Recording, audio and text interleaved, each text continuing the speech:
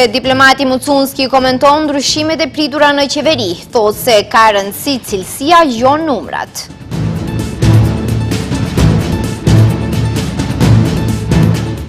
Kreu i ri i qytetit të Shkupit thotë se janë në kontakt me Megjitin për nisjen e punimeve për bulevardin Cvetan Dimov.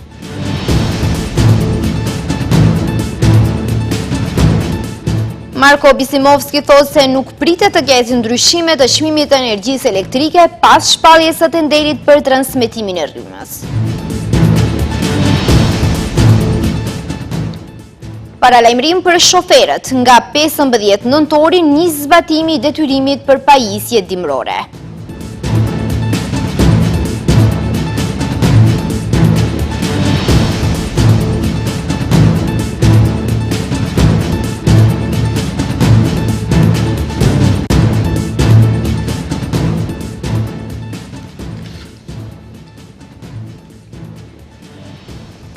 Përshëndetje të nderuar shikues, mirë se takohemi në lajmet e orës 15:55 në televizionin Shenja.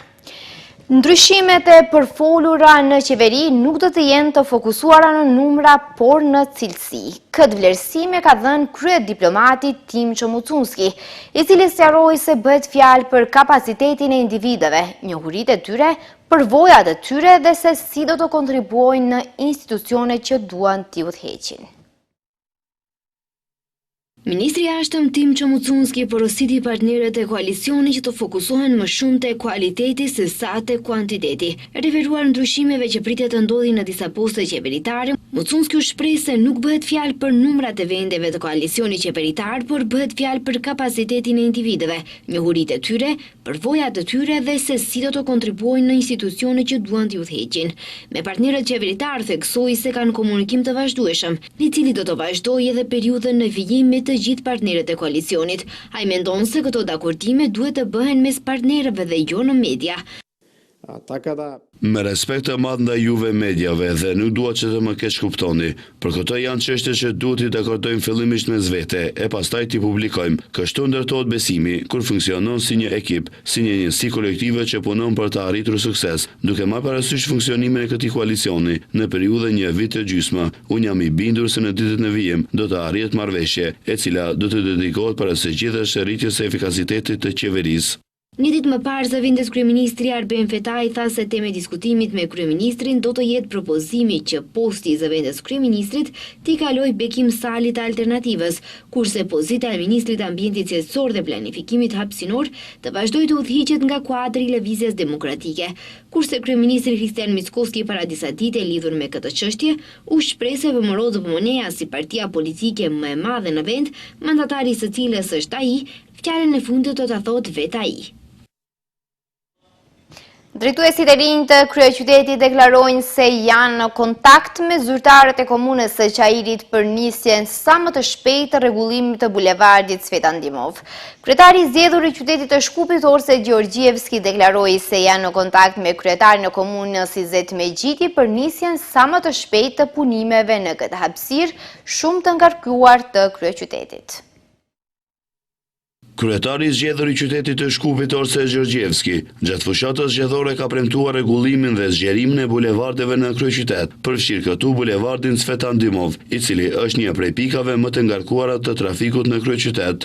Sot, kryetari Gjeorgjievski bashkë me kryetarin e komunës së Budelit Darko Kostovski përruan nisjen e punimeve për ndërtimin e një megaparku në këtë komunë. Në këtë ngjarje, Gjeorgjievski ka folur për angazhimin për zgjerimin e rrugës në Çajçana.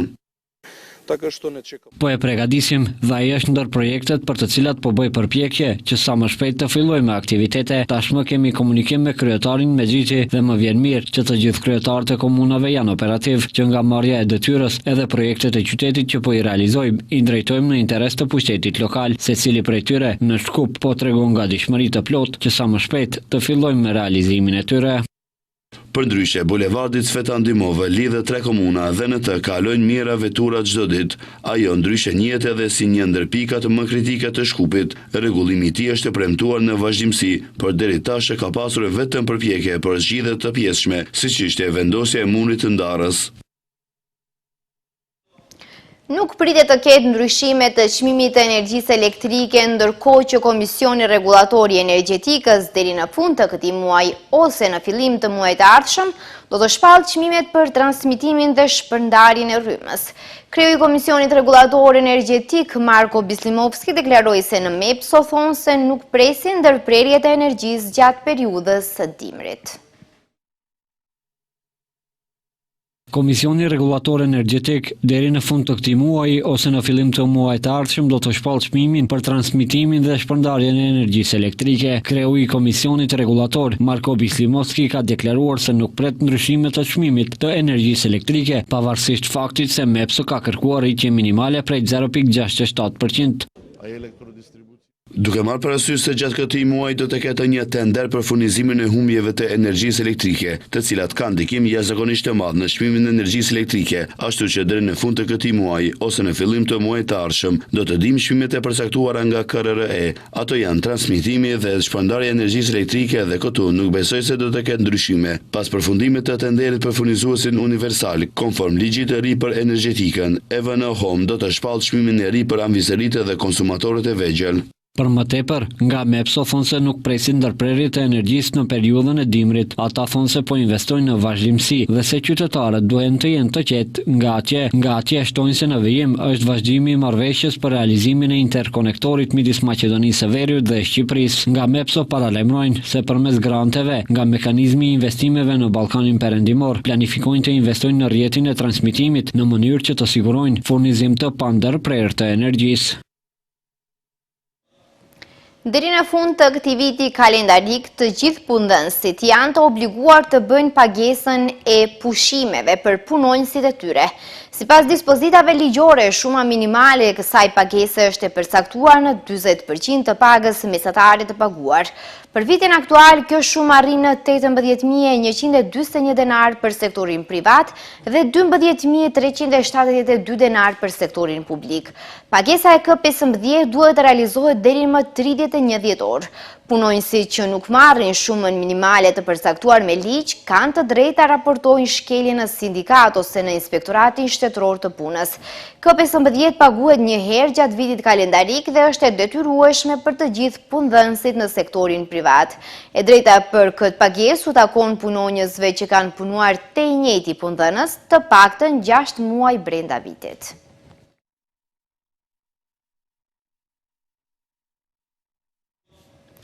Ministria e Punëve të Brendshme njofton se në përputhje me ligjin për sigurinë e trafikut rrugor nga 15 nëntori deri më 15 mars, të gjitha automjetet që marrin pjesë në komunikacion janë të detyruara të posedojnë pajisje dimrore siç përcaktohet me ligj.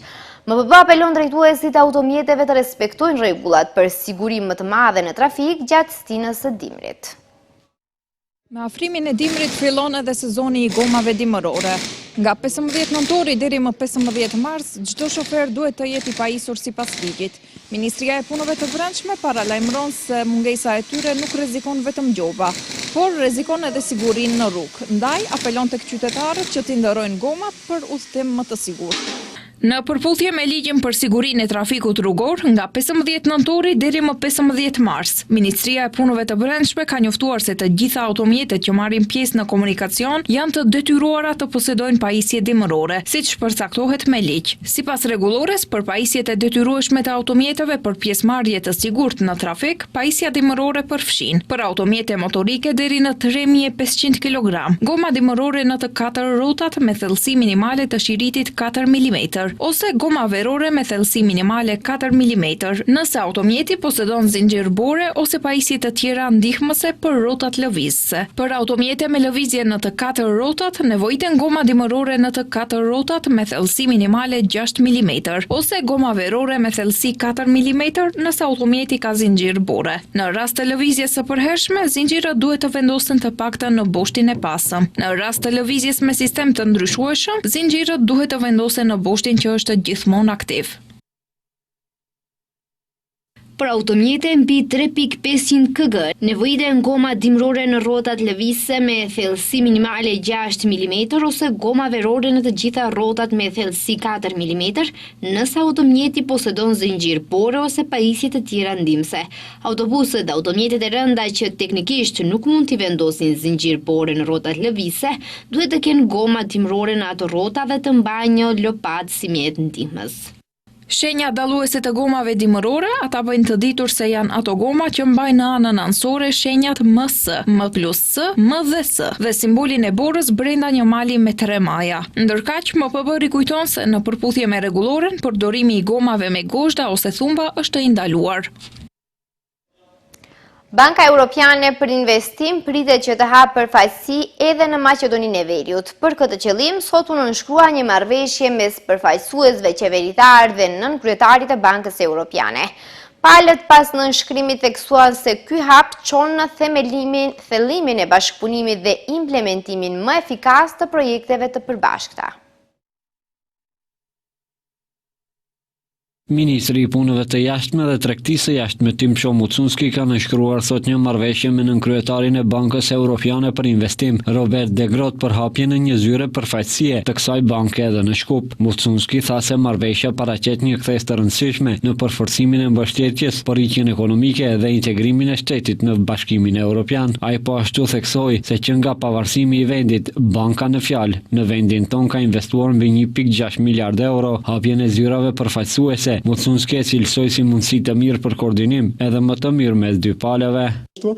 Kjo do të na mundësoj koordinim më të mirë dhe më të afërt, implementim më efikas të projekteve dhe mbështetje edhe më të madhe teknike, por edhe financiare që ofrojnë institucionet europiane. Nga sot, Banka Europiane për Investim do të jetë edhe më afër institucioneve shtetërore, veçqeverisë lokale dhe kompanive të vendit ton, duke u dhënë mbështetje për realizimin e investimeve dhe projekteve për zhvillim. Në shkrimin e marrëveshjes dypalëshe, De Groot e cilësoi si pikthese dhe deklaroi se Banka Europiane për Investim është aktive me dekada dhe ka bërë investime të rëndësishme në Maqedoninë e Veriut. Nga viti 91 jemi dakorduar për investime prej 1.6 miliard për mbështetjen e ekonomisë, infrastrukturës së komunave si dhe ndërmarrjeve të vogla dhe të mesme. Konsiderojmë se është shumë e rëndësishme dhe jam i gëzuar që mund ta vazhdojmë raportin intenziv, siç e përmendi ministri në fushën energjetikës, së sigurisë, tranzicionit, të transportit, të lidhjes hekurudhore jo vetëm në vend, por edhe me shtetet fqinje. Ndryshe, Banka Europiane për Investime ka përfaqësi të saja edhe në Shqipëri, Bosnjë, Serbi dhe Maltëzi. Ndërkaq në total, sipas faqes zyrtare, Banka Europiane për Investime ka përfaqësi dhe zyra të saj edhe në 23 shtete anëtare të Bashkimit Evropian. Numri i lejeve të ndërtimit në shtator 2025 është rritur me 6.1%, krahasuar me të njëjtën periudhë të vitit të kaluar. Të dhënat e publikuara nga enti shtetëror për statistika tregojnë se vlera e parashikuar e objekteve është 5.2% më pak, krahasuar me të njëjtin muaj të vitit paraprak. Të dhënat e publikuara nga enti shtetëror i statistikave tregojnë se numri i lejeve të ndërtimit në shtator 2025 është rritur me 6.1%, krahasuar me të njëjtën periudhë të vitit të kaluar. Sipas lejeve të ndërtimit të lëshuara, vlera e parashikuar e objekteve është 7.124.419 denar, që është 5.2% më pak krahasuar me të njëjtin muaj të vitit të kaluar. Në shtator të vitit 2025 janë lëshuar 314 leje ndërtimi, që është 6.1% më shumë krahasuar me të njëjtin muaj të vitit të kaluar. Nga numri i përgjithshëm i lejeve të ndërtimit të lëshuara, 220 apo 70.1% janë të destinuara për ndërtesa të larta, 38 apo 12.1% për ndërtesa të ulta dhe 56 apo 17.8% për ndërtesa për rindërtim. Nga gjithsej 314 ndërtesash, 229 apo 72.9% janë në pronësi të individeve dhe 85 apo 27.1% janë në pronësi të subjekteve afariste.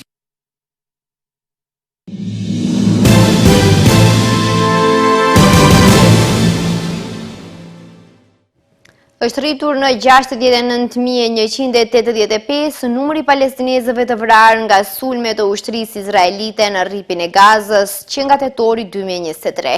Transmeton Anadolu Në një deklarat me shkrim nga Ministria e Shëndetësisë në Gaza janë ndarë të dhënat e fundit në lidhje me viktimat dhe të plagosurit në sulmet e Izraelit. Në 24 orët e fundit në spitalet e Gazës janë sjell 4 të plagosur si dhe trupat e 3 palestinezëve të nxjerrë nga rënojat. Deklarata vën në dukje se që nga fillimi i pushimit në sulmet izraelite kanë humbur jetën gjithsej 245 persona, janë plagosur 627 të tjerë dhe 532 trupa janë nxjerrë nga rënojat. Numri i palestinezëve të vrarë në sulmet e Izraelit në rripin e Gazës që nga tetori 2023 është rritur në 68.185, ndërsa numri të plagosurve në 170.698. Pavarësisht marrëveshjes së pushimit të arritur në rripin e Gazës, ushtria izraelite vazhdon her pas here sulmet e saj ndaj palestinezëve me pretendime të ndryshme. Presidenti i Izraelit Isaac Herzog ka pranuar një letër nga presidenti SBA-s Donald Trump, ku i kërkohet të shqyrtojë dhënien e faljes për kryeministrin Benjamin Netanyahu. Ka bërë të ditur zyra Herzog të mërkurën.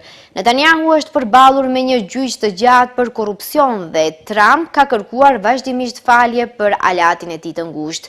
Netanyahu i mohon akuzat dhe është deklaruar i pafajshëm, ndërsa unë respektoj absolutisht pavarësinë e sistemit Izraelit të drejtësisë dhe kërkesat e tij. Besoj se kjo çështje kundër Bibit, i cili ka luftuar për krah meje për një kohë të gjatë, përfshirë edhe kundër kundërshtarit shumë të ashpër të Izraelit, Iranit, është një ndjekje penale politike dhe pa justifikuar, ka thënë Trumpi në letrën e ndarë nga zyra Herzog. Netanyahu është paditur në vitin 2019 në 3 raste, duke përfshirë akuzat për marrjen e dhuratave nga biznesmenët në vlerë prej mbi $200.000. Gjyqi i Netanyahut, i cili filloi në vitin 2020, nuk ka përfunduar ende dhe ai është deklaruar i pafajshëm për të gjitha akuzat.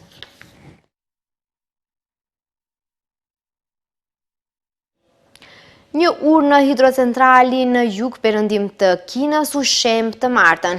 Një zyrtar nga rrethi Barkam në krahinën Sichuan ka thënë për gazetën Global Times se ura Hongqi që ndodhet pranë hidrocentralit Shuangjinganku u shemb pas ditën e së martës, por deri më tani nuk janë raportuar viktima. Video të publikuara në internet tregojnë momentin kur struktura e urës rrëzohet në lum, duke ngritur një re të madhe pluhuri në ajër. Zyrtari ka thënë se gjatë një patrullimi të hënën personeli përkatës kishte vënë re qarje në sipërfaqen e rrugës, në hyrje të urës dhe në shpatin përreth, pas së cilës ishte vendosur kontroll trafiku. Ai ka shtuar se departamentet përkatëse janë dërguar në vendngjarje për hetime të mëtejshme, duke theksuar se deri tani nuk ka raportime për viktima. Një deklaratë e publikuar në llogarinë zyrtare të qeverisë lokale në WeChat në mëngjes njoftoi se një pjesë e urës Hongqi kishte qenë nën kufizime të përkohshme trafiku që nga e hëna për shkak të shqetësimeve për sigurinë.